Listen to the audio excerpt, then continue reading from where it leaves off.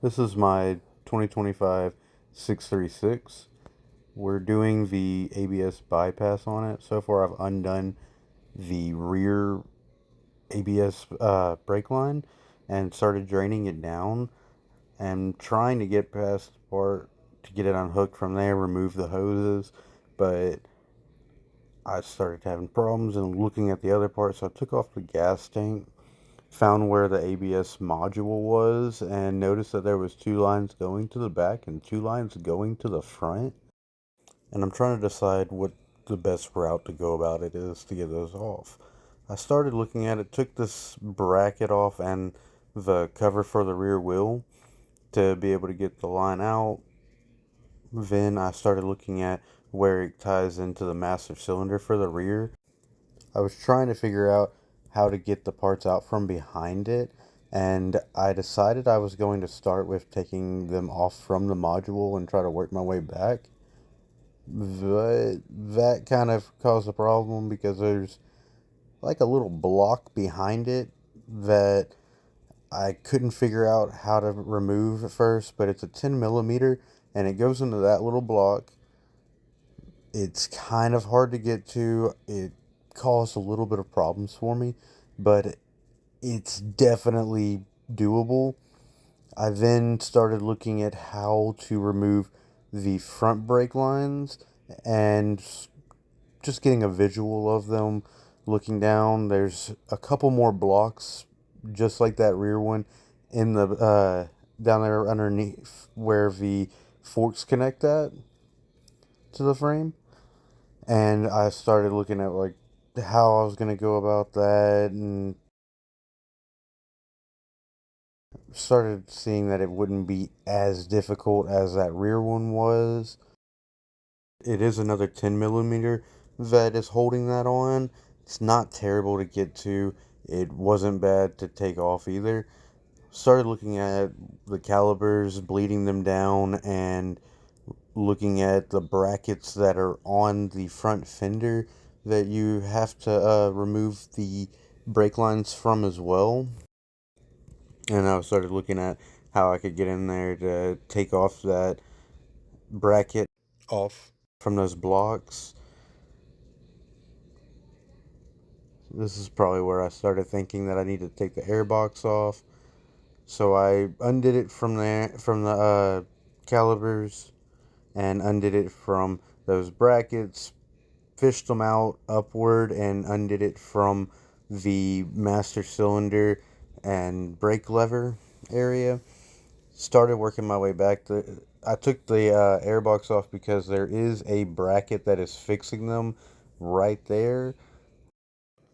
So the brake line for the rear is going to go just from that master cylinder to that caliber, and then from the front master cylinder on the bottom, which use a double banjo bolt on the bottom to get it connected, and then it comes down and there's a single line for each side.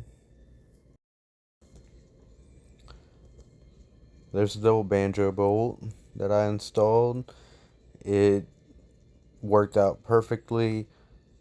It's pretty self-explanatory, especially with the directions that Core sent.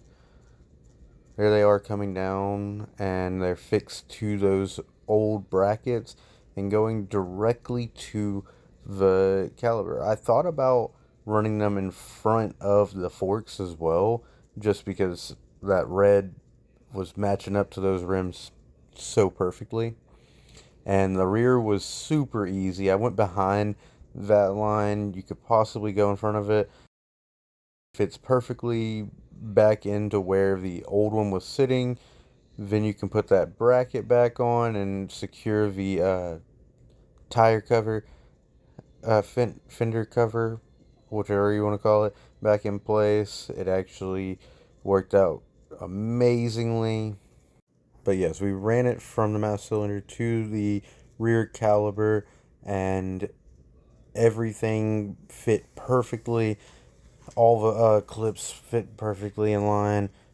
The front lines went perfectly up into it. There's that double banjo again, just going back over what I did because I couldn't get it all done the first night, and I was waiting for these block off bolts that I couldn't find in a store, but these plugs are actually on Amazon, and I'll probably put a link in the description just so you can find them if you decide to do this, because this DIY project probably saved me some decent amount of money. I'm showing that you need to take off a little bracket that holds down that cap, and if, like mine, the little rubber insert that's in there gets stuck, you just kind of let it drip clear, and then you put it back inside, and you want it to sit kind of flush. It's supposed to be more compressed inside that cap.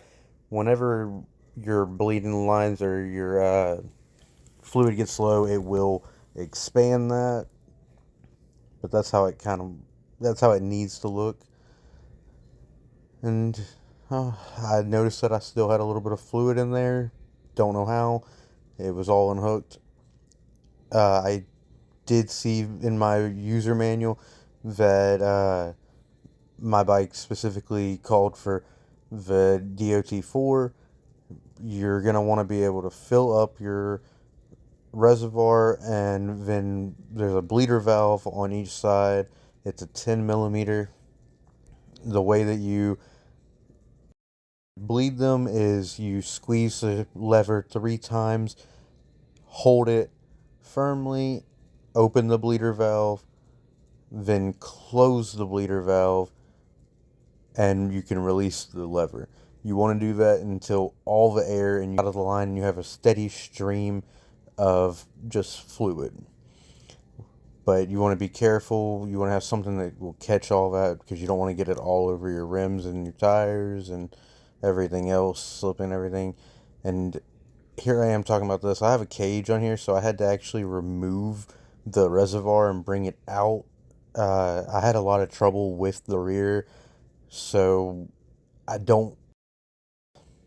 I can't really say what made it actually bleed, but I did see that some people will actually take that caliper off and put it over the top of the reservoir to do it. You're going to essentially be doing the same process between the front and the rear.